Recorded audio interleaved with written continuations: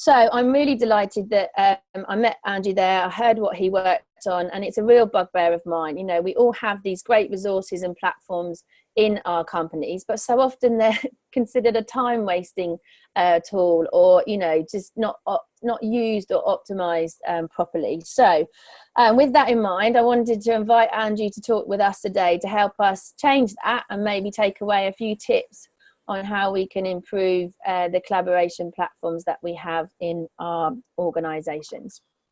So thank you very much, Angie, for taking the time out to talk with us, and over to you to introduce yourself. Thank you, Nancy. Can you just check that you can see the slides okay? Yeah. Brilliant. Okay, great. Thank you. And it looks quite embarrassing. I seem to be wearing the same outfit as in my picture. So I obviously only have one wardrobe for public view. Yeah, thanks. So as Nancy mentioned, this is pretty much based on a presentation I did at KM Summit in London earlier this year. It comes to me from a lot of the work I'm starting to do more and more is around organizations wanting to know how to collaborate well on the digital workplace, and without really knowing what the digital workplace is to them or what the impacts are. And so it's a way of starting small and starting sort of quite effectively on using the enterprise social networks as a business tool, as a tool for productivity. Before I jump into that, I'll just give a brief introduction about what my background and what I do. So I'm originally an environmental consultant by qualification. I worked through engineering companies doing the consulting work, then the sort of project management, client management, commercial management. So I've got quite a good experience of how companies work internally and externally. So how the processes map to delivering for clients. So I've been involved in all aspects of that. And that took me into knowledge management, which was sort of my next step, which was really, it was really an IT project, which was running a SharePoint rollout. But because I didn't have any previous experience in IT or in that much in knowledge management, I looked at it in quite a sort of simple way of what can this do for the business? How can it actually connect us? How can we actually share what we're working on and to improve what we're doing? A little segue from that into innovation, where I became an innovation manager in a sort of engineering firm.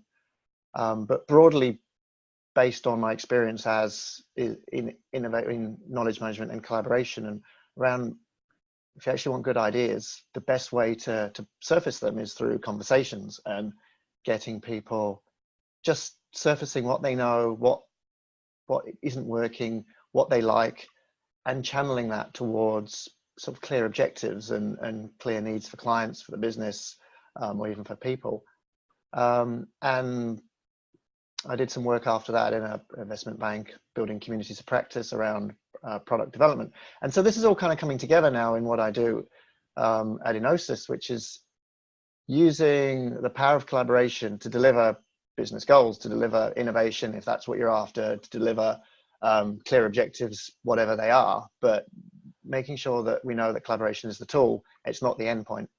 And so I will start to move through, if my slides actually start responding. There we go. Now, what we see in fairly commonly in our workplaces is a number of different enterprise social network platforms. Ones like Yammer are probably more common because Yammer comes with Office 365. So it's kind of like a default social network that a lot of businesses seem to have. Others, such as Workplace by Facebook, companies are choosing to procure because they like it. It looks like Facebook. It's quite easy to navigate around. And a few others, Salesforce Chatter, Slack, you might be familiar with. Let's find out what people are familiar with, shall we? If I don't mean to interrupt you, but I'm going to launch a quick poll, because it's always good to know for the speaker who's talking, who's joined and listening today. So we're really interested to know which one of these tools you use in your organization. So out of the ones that we've mentioned, or perhaps another one, please vote by clicking on the buttons, which ones. Attendees are now viewing the questions. Cool, so you can see all these. So yeah, and then how do you use them? Do you use them for the cat photos that we've been joking about, or perhaps in communities or internal comms? or maybe none of you are using them, and that's why you're here today, because you want to learn how best to use them. So just for a few more seconds, please vote which ones you're familiar with, and how do you use them. Obviously, if there's any other tools or any other examples, please add them into the chat, and it'll be good to sort of summarize in a bit how we're using them. So a few more seconds, get your votes in. It's like X Factor, or what do they do to stop the clock? Great. I'm going to end the poll now so we can all see the experience from the people on the call today. So we've got the majority are using Yammer, but a couple are using Workplace and Slack, and many are using other. So I'm going to definitely ask that in the chat. And then how are you using them? Seems a mixture of mostly internal communications and project management from the suggestions we've made. Oh, sorry, I realised I hadn't pressed the share button. Apologies there. So I was reading the results and you couldn't see them. So now you can see those results. So, I mean, I've summarised it there. I'm going to carry on the conversation in the chat and hand back to Angie, but hopefully you can see what the majority are familiar with and what they're using them for. Yep, okay? Yep, I can. Thank you. Thanks for that. All right, great. So yeah, there is, it's good to see that it's not everyone's using them for sharing cat pictures, but I will start with that because, I mean, it was quite an eye-opener for me when I sort of heard the RBS story. I was at a small networking event and RBS were there telling their story around their adoption of Workplace. So they were basically Facebook's first big kind of customer. I mean, it was basically given to them for free to sort of boost Workplace as a tool for big businesses. And yeah, great statistics. I think something like 22,000 active users were sort of in the first year were on Workplace at RBS. Although I slightly disagree with Facebook's definition of active user, because I think you just need to kind of have an account and maybe go in there once to be an active user. But you know, there's a potential huge reach there. But what was happening was that the top trending posts were all coming from a group called Working From Home with Pets. And I think at one stage about all top 5 posts trending were from that group, people posting their pictures, their stories at home. And the CEO's message was coming in at something like number 7, which is not great if you're the CEO, but there's quite an interesting sort of information coming out of this, because what it's saying is basically what the CEO is posting is not that interesting. Nobody's really engaged with what he's got to say. What people are engaged with is their own personal interests, their pets. And yeah, this is the crux of what these platforms are. They're social platforms. They're not for just pushing out content. They're for actually connecting and telling stories and learning more from each other. And yeah, as humans, we like to go to where we feel comfortable, where we're part of something. And if you've got a pet and you're working from home and other people are sharing the same, you feel part of that community. There's a common purpose. And so that pulls us in. It makes it a place that we have something to contribute. If the CEO is just pushing out messages, that doesn't really pull us in. And so it's not productivity, but it shows what does work, what makes us feel safe going into an enterprise social network where there are potentially so many people seeing what we're posting. So this common interest, this shared interest is such an important thing when we're looking around developing use cases for social networks. And it does surface what people like to see, and it does surface how poor the CEO's messaging can be.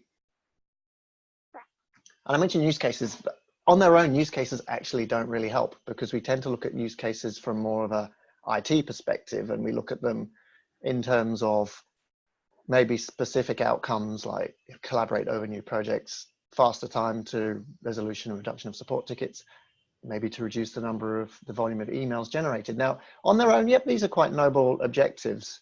They are good things, but they don't drive collaboration. They're not going to pull us in and go, yep, I'm going to be on our platform doing this, because yeah, there is largely not a huge what's in it for me. All right, reducing email is great, but what's the broader purpose? You know, how is it actually going to benefit my work?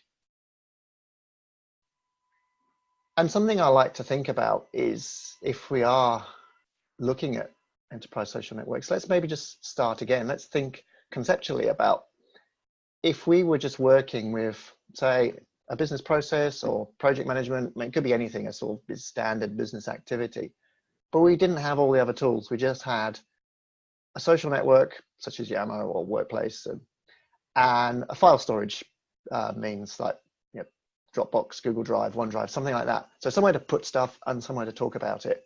Yeah, just two things. Yeah, this is, and at the KM Summit, this is something we did as a little activity. It's obviously a little harder to do in a webinar, but it's a nice thing to think about. What could you do with just these tools? Could it improve how we work? And also think about what might slow us down. What are the problems with this? But it starts to surface thinking around making them work and actually fitting them to a process, fitting them to a business activity without being cluttered by all the other stuff we currently do, all the processes we have to follow, and all the tools that are available.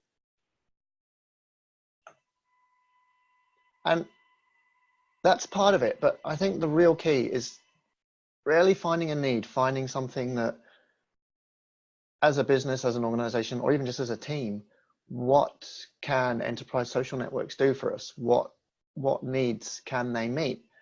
Because, you know, these things typically come as an IT driven solution where they're available, but it's like, you know, it's a bit like Office 365. There's a suite of tools, and it's up to us to pick and choose what we want to use and how we use them, which is kind of good, but it's also hard, because it's like sometimes the tools are driving the solutions, and we need to really put it the other way around. We need the tools to be tools to actually deliver something, and we need to figure out what that something is.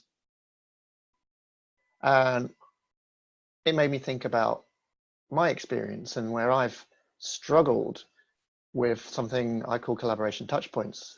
These are interactions with people where you need to deal with somebody, multiple people, to get your job done. So you might need to get knowledge from somebody, approval from somebody, you might need to arrange something with somebody. All of these are collaboration touchpoints. So I used to have a role as a commercial manager many moons ago. And on paper, you know, it's fairly simple. It's basically the project manager and the client want to do work. They want to start the work, and the means of starting work is a contract. And so the client and the project manager talk to each other, the contract comes to me, and, you know, I need to get it reviewed and approved, and we start work. Looks simple. The reality is it's not simple. I'm stuck in this kind of web of messy processes and informal interactions to get it approved. In most cases, it wasn't possible just to approve the contract just as it was. So you have to go to legal counsel, you have to maybe go to the group executive, to maybe the commercial executive, they talk to the group executive. There's a risk management committee that may need to review and approve. Sometimes we need to look at what's been done before, talk to previous project managers, what were the risks, what worked for them. There's a random person, there's always a random person, somebody who actually has a good idea, a good answer to help actually go overcome some of these barriers. There's historical work, because quite often we need to see what precedents have been set. Can we apply these to actually move forward? There's the business systems that we need to go through. You know, there's all of these touch points. And it made me think, if all of this was managed on an enterprise social network, that would be fantastic, because everything's visible, and all these conversations, which take weeks or even months to get through and to get responses, could be distilled down into, you know, into a matter of days. And there's an opportunity to improve it because there's more visibility. Everyone can see what everyone else is saying. I mean, obviously you might want to leave the client out of this at this stage, but yeah, internally, there's no reason why these interactions can't be surfaced. And that's what I see collaboration touchpoints as so important, because we don't do anything in isolation, unless, you know, perhaps you really do just make your own product, you sell your own product, and you don't deal with anybody else. But reality is that we do need to interact with lots of other people, because everyone is part of some collaborative entity. It's a team.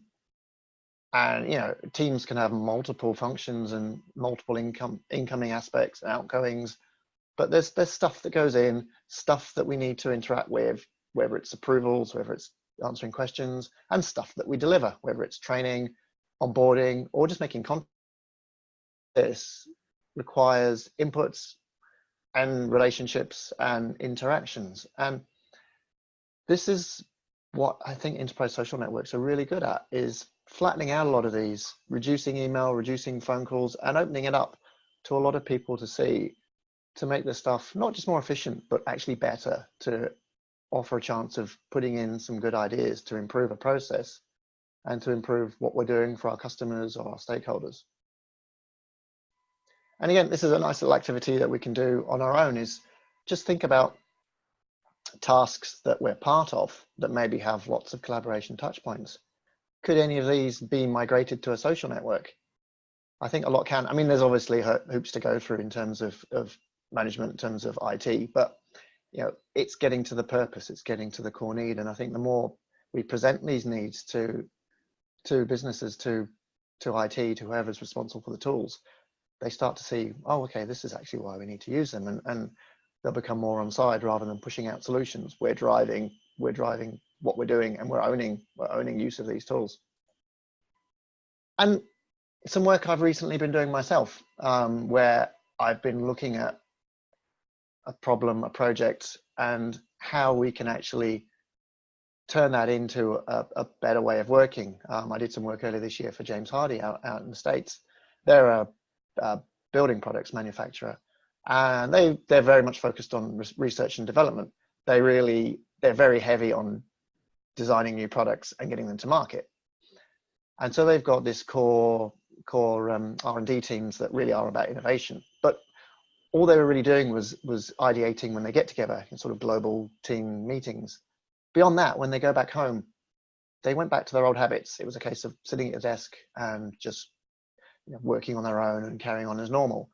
And so what we saw there was that not only was there needing a place for digital innovation, but also the habits for collaboration on this. So as part of this program, we're migrating their innovation processes to a social network, combined with collaboration coaching, so they understand what it means to collaborate out loud, to collaborate in an environment where everyone can see what you're working on.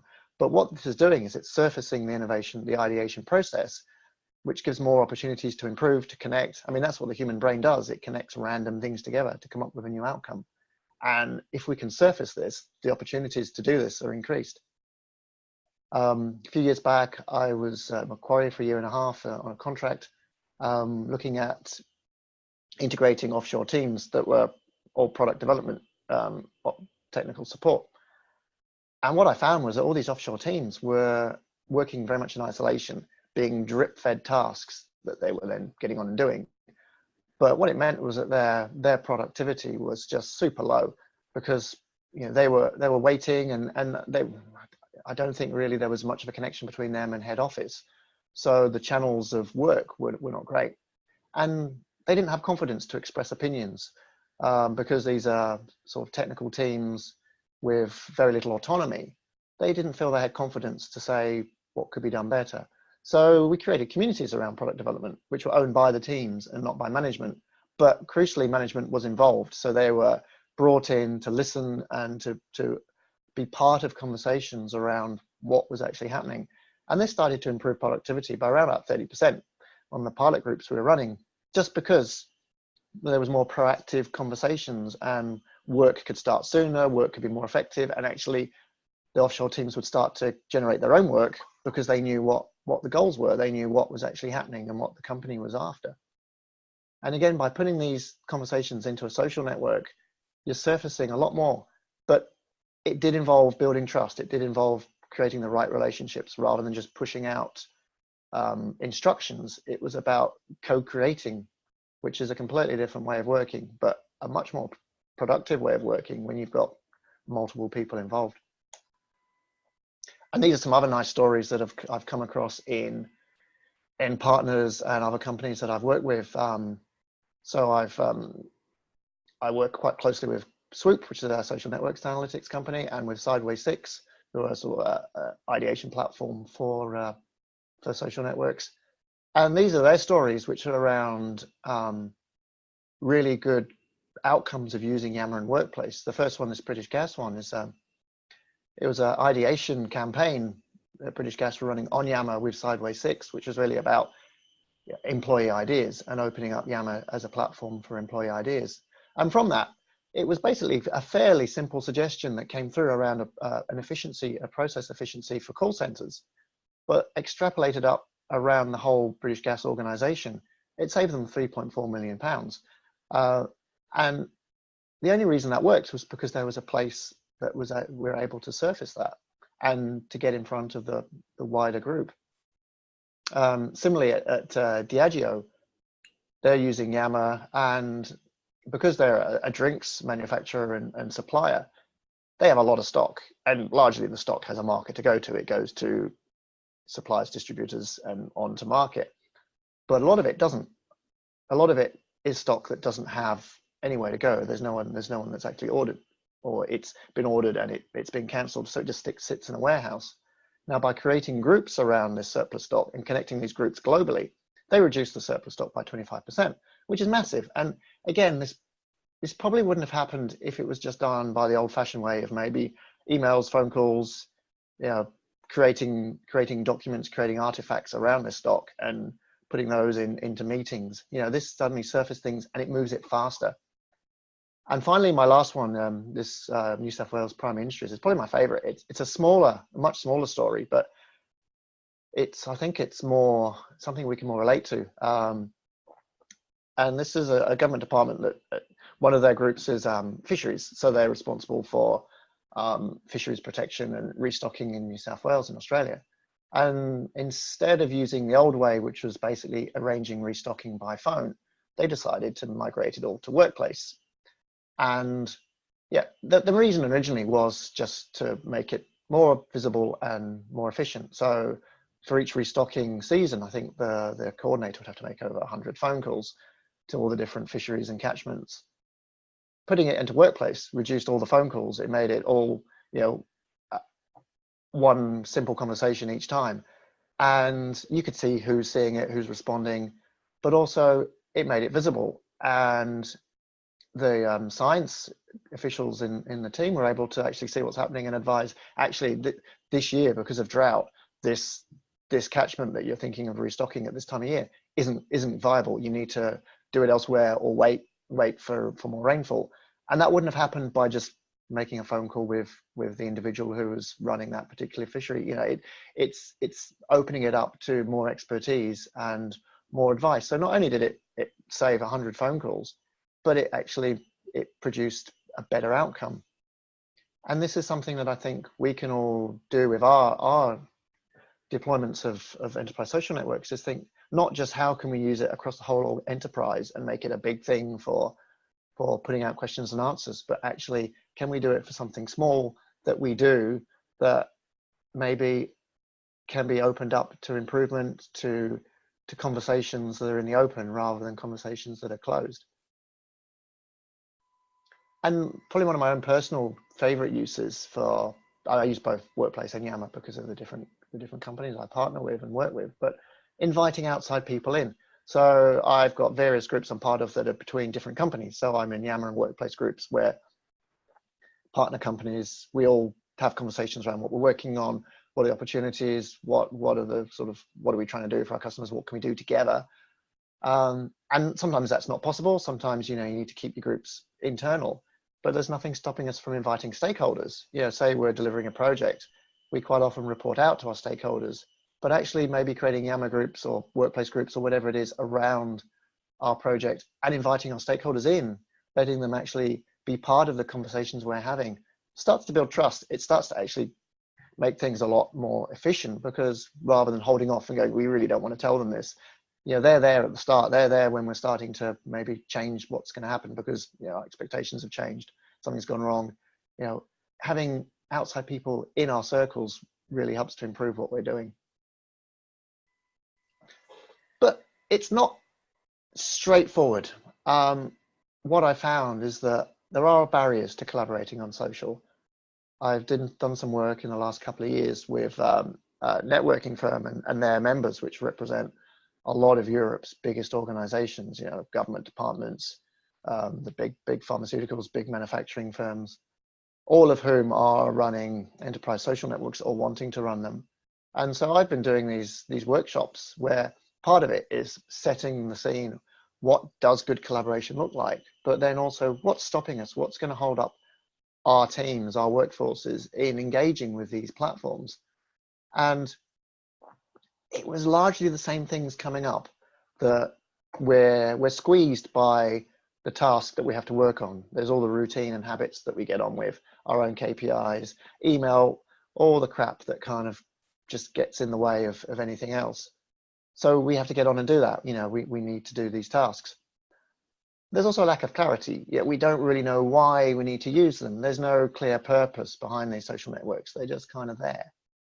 The third one was becoming more and more apparent, that there's a fear that there's a lot of people that are afraid of being seen on these platforms, whether it's just, you know, a confidence thing, a fear of conflict, a fear of failure, because what we're putting out there is potentially seen by everybody, and that's not a natural thing for a lot of us. You know, it is an unnatural environment to put things out there. We don't know who's seeing it. So that fear of being seen was huge. And lastly, time. We're so time poor, particularly with all the meetings. Need to be seen doing stuff. I think there's a lot of expectation that we should be doing stuff as part of our day job and not putting stuff on social platforms. And whether that's a reputation thing or not, but that all comes into it. So I think Nancy's going to run a quick poll on this. Yeah, we'd love to know what stops you from using your collaboration platform more. Is it one of these 4 things: 2 task focus, lack of clarity, fear, or lack of time, or perhaps something else? And maybe you could suggest it in the chat, and we can hear from you what's stopping in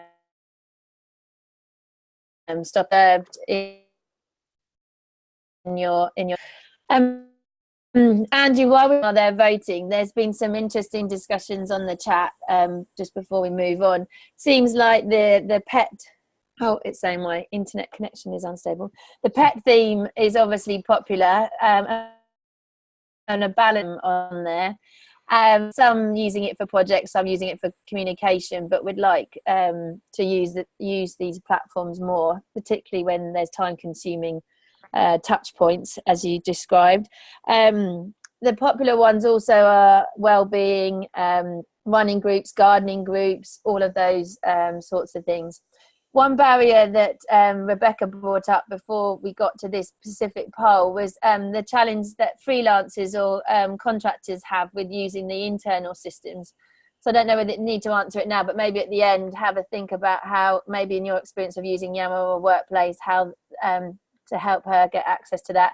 And then coaching, people need a bit of help on how to actually use these technologies. So just some food for thought for you, Andrew, from the chat. So I'm going to stop the poll there and share with you the results. I've remembered to share with them now. So what stops you? So actually a real fair response there. 2 task focus, lack of clarity and lack of time were the 3 front runners, all getting the same amount of support there. So fear in this group of looking stupid is the others. So there's some answers on the chat, but I probably just need to digest them. So don't think there's as many barriers these days, but people feel like they have to have permission. And the fear of conflict, perhaps if they post something that presents a counter argument, people get really nervous about doing that. So seems to support what you'd experienced as well. Thank you everyone for your results there. Yeah, thank you. Yeah, I see it interesting that it is starting to move a little bit, that it is more of an okay thing. Interestingly, I see that from Louise that there's actually too much, and it's a struggle to keep up, which is maybe sometimes it's seen as too much of a good thing, and I'm seeing that a little bit in some of the things I'm working in with some of my partner companies, is that I'm spending a lot of time in the platforms, kind of trying to answer conversations, and all right, people are emailing less, but then you're maybe using these more, so it's trying to balance that as well. It's creating a few new problems. But what we'll do is, once my slides respond, there we go, is to start looking at what I've seen helps make enterprise social networks work, what actually helps make them a valuable business tool. And it's, I think, really crucial that we've got a purpose, that we know why we're using them. And it's always the starting point if I'm going to help somebody out, is like really looking at, you know, long term, why do we want to use them? What are the business goals? What's the trends? What are the markets doing? Why do we need to maybe use these digital networks to help us do what we're trying to do as a business or as a team? But it's also very important to look small. You know, we can, in our roles, take ownership of them. Look small. Look at groups and networks. You know, which groups have the most collaboration touch points, and look at what slows collaboration down in what we do. You know, what holds us up in trying to do our jobs. Can this be streamlined by using a social network, and how? You know, maybe we do need to impose some rules and guidance. Align with business process. You know, there's a lot of business processes that are done in a very archaic way that require approvals that go through email channels, and you know, we don't really need to do that now. We can migrate these to social networks. You know, it's just a case of looking for processes that do have collaboration touch points. And what do we need to talk about? You know, a lot of it is really just the things that we as a business should be surfacing as conversation starters: trends, issues, needs. You know, all of this helps, gives us purpose, and I'll touch on that in a little bit more in a slide or two. Trust is a second big thing, because to really get value out of these platforms, we need to feel safe to use them. We need to be honest. There's no point really using them if we're just putting out rigid updates or just communicating. You know, we really want to interact on them.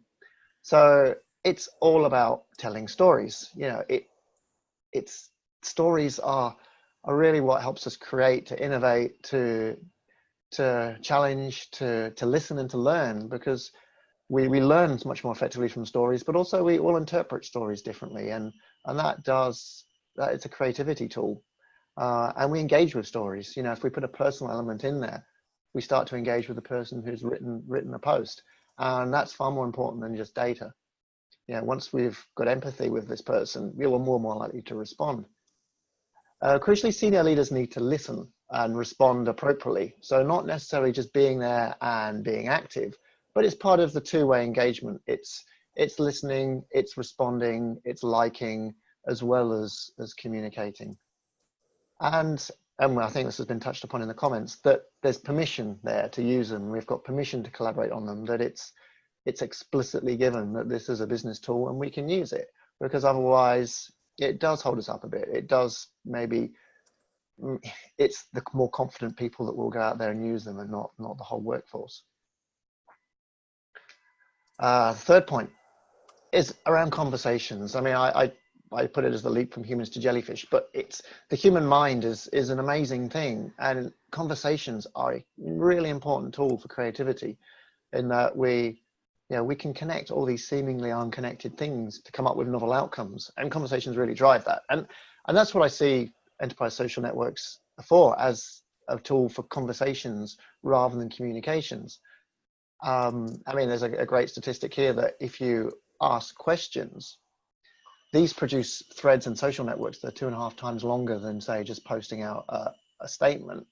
And this has come from Swoop, I believe, who do a lot of analytics across all their member organizations. And yeah, that's a great statistic, because if you want to have a conversation, it's basically saying use a conversation and use a question. And I suppose you think about it in how we interact in the physical world. If you were to go into a room and just start talking at people and just telling them who you are, what you do, it's not really going to drive much of a response. It's not going to drive a conversation. But if you ask a question, if you begin a session by asking a question, reaching out to people in the room, suddenly it drives the conversation. People feel a lot safer, it's a lot warmer, and you get noise, you get a buzz, which you wouldn't get if someone's just pushing out stats. Also look out for cross-functional teams that maybe are crying out for communities, maybe areas that aren't formally recognized as a business line, but need somewhere to actually work together and challenge or raise what they're working on and raise awareness, because there's so much we do now that touches upon different business groups that's maybe not formally recognized, and these communities on social network groups can really start to have a voice and start to influence business decisions. And lastly, use social networks to run campaigns. A campaign is a great way to get conversations going because they're time limited, but you put a lot of energy into it. That you put in a topic, a question, a theme, and it's facilitated. There's somebody in there that's really driving the conversations and making sure that it's raised, that people are aware, and that maybe comments are surfaced. And these start to actually be quite effective innovation methods.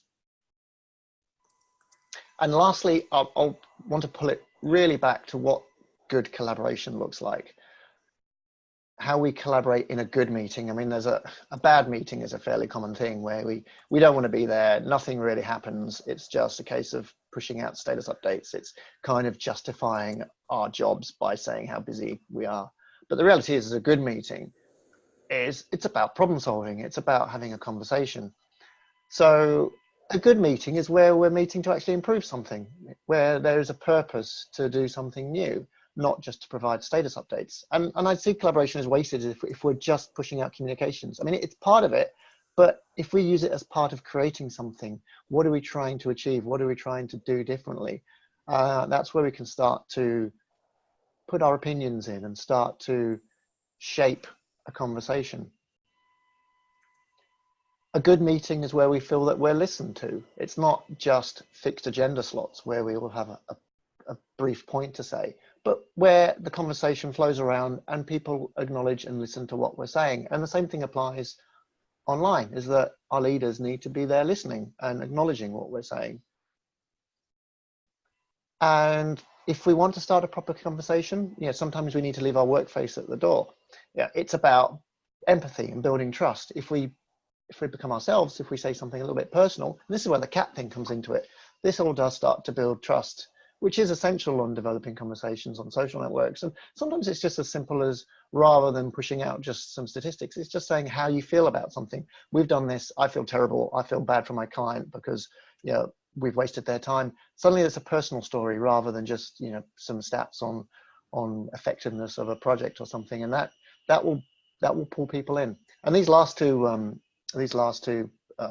activities I've just put in there, I think these have derived from Google's Project Aristotle, which is looking at what actually does make a high-performing team in the analog, in the face-to-face environment. And it really is about listening. It's about empathy. It's around being human and kind of like being nice to each other, really. And on that theme, if we're in a good, productive meeting, there's good acknowledgement. People are smiling and nodding and responding to us. And that's hard to do when we can't see anyone. If we are out in the digital space, we're not seeing people's faces, but we can like and we can comment. And these things really do boost confidence. If someone starts to respond in a positive way to what you post, it builds confidence, and confidence building is really important. And the sort of the dreaded curse of the meeting is navel gazing, just looking inside and really going backwards.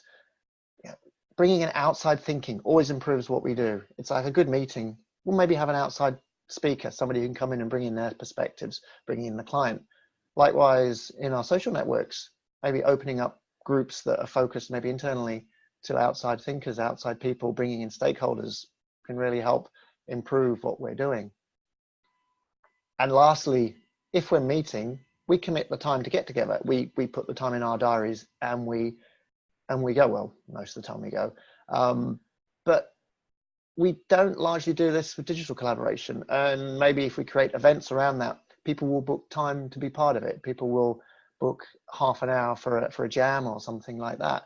Or maybe we need to assign time. There's some great stories out of Denmark. There's a Danish bank, I think it was Jyske Bank, assigned initially management 2 hours a day or something like that, just to talk, just to collaborate, just to interact with their teams. So they were available for a conversation.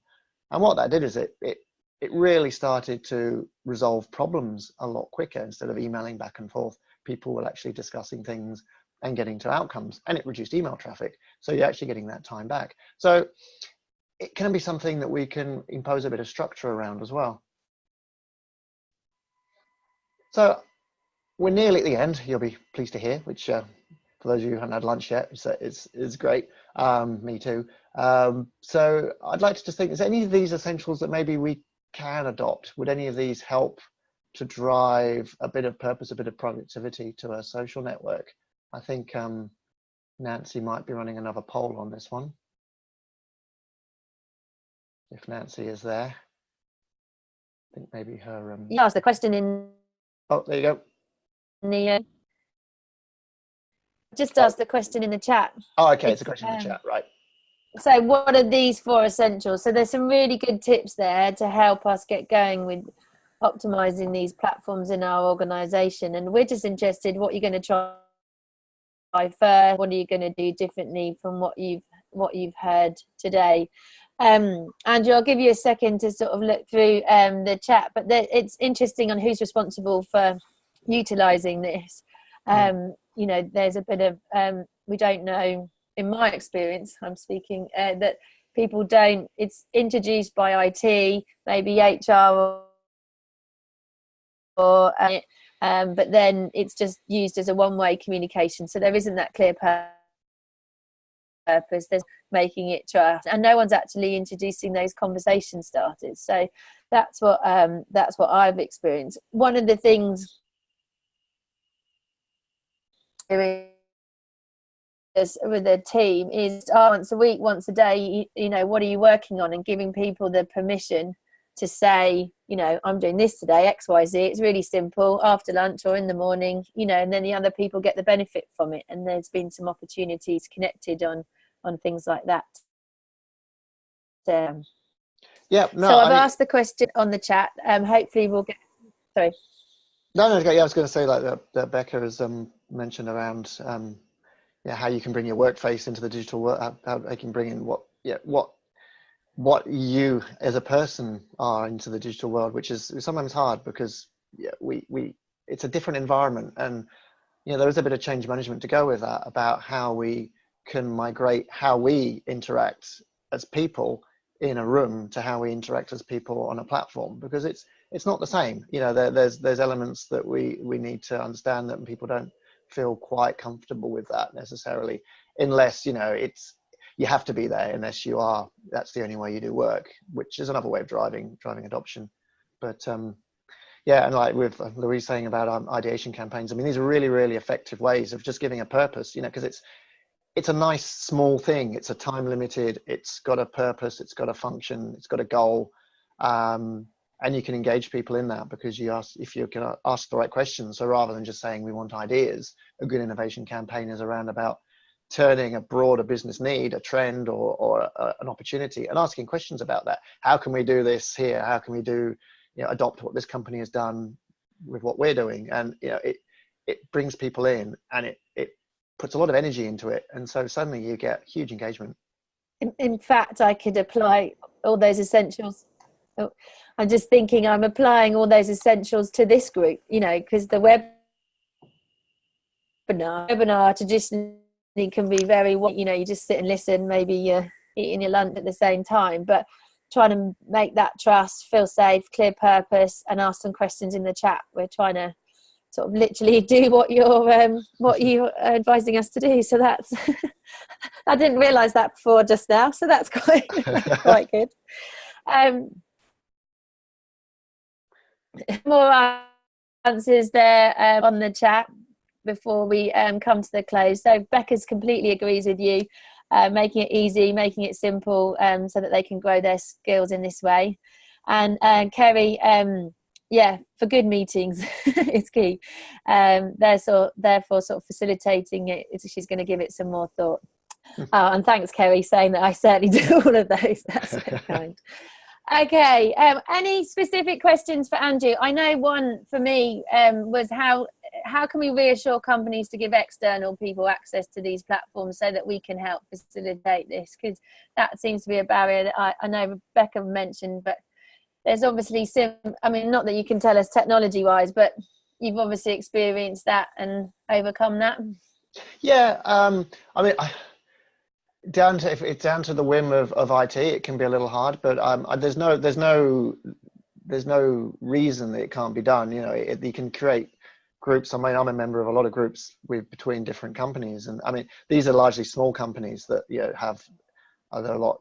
It's a lot easier to do this. There's no complex IT hierarchy. It's just a case of, right, we need to do this, we need to set this group and just invite in other people. So like I collaborate in these groups with people from Microsoft and people from Workplace, and you know that it's a way that their companies and my business and the other business I partner with can all get together in one place. And so it's just a case of creating closed groups, and maybe it's as simple as just having a set of rules around it, like, you know, this, whatever goes in here is external, and so, you know, be careful about, you know, confidential information. Maybe you have to sign up to a code of conduct or something that makes people acknowledge and aware that things will be seen outside of the organization. But at the same time, it's still all hosted in the same place. It's still going into the data servers of Yammer or Workplace or wherever it is, and you know, there's nowhere different in terms of where the content is going. But it's more of, I think, a reputational thing and a sort of perceived risk of you know, letting our knowledge get out, you know, breaking through firewalls and so on. So it's a case of de-risking that by acknowledging. So that's what we can take away, that it can be done. Yeah, it definitely can, and so it's brilliant. So we need to help them. Sam mentioned, and I think we all feel this, the overwhelmingness of having so many different tools for different uses and stuff, and how do we make sure that we're clear what's used for what purpose, so this becomes an added value, not a distraction.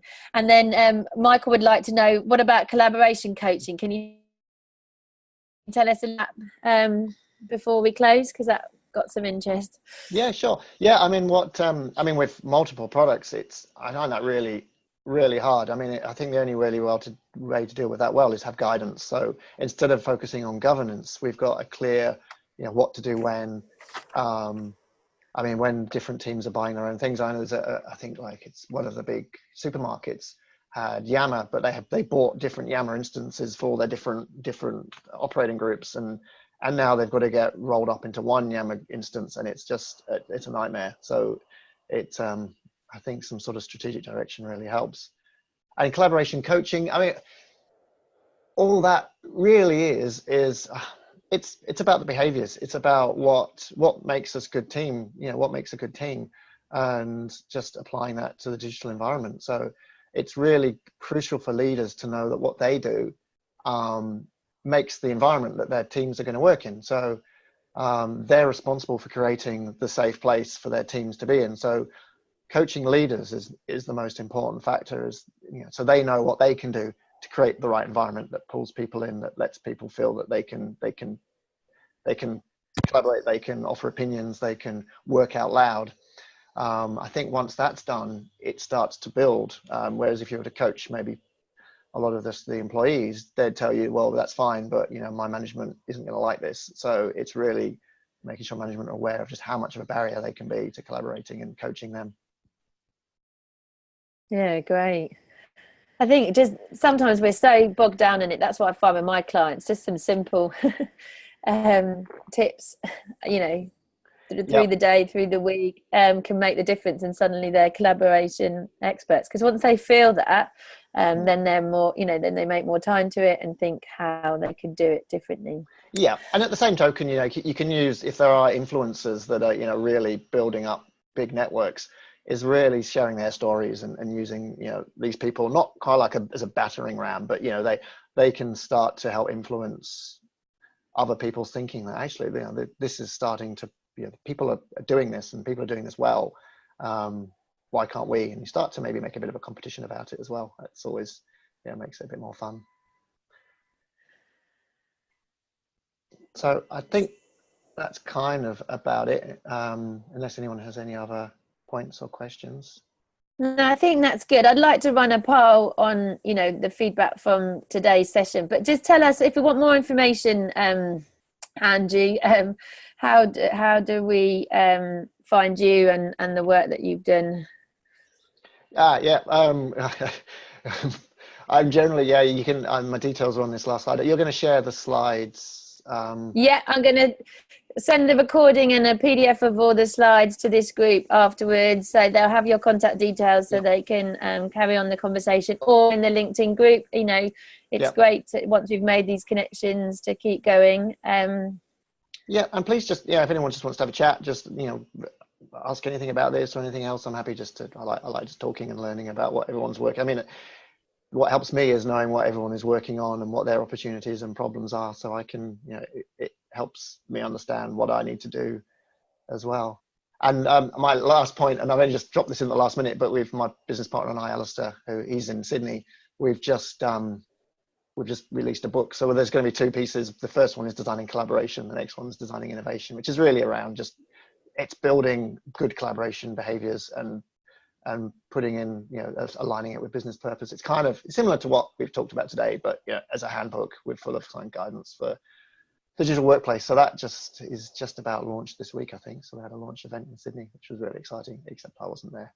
So I was I was mucking around in North Yorkshire, so it's not quite as exciting, but it's no, thank you. So we've had great response from the poll. Majority found it helpful or incredibly helpful.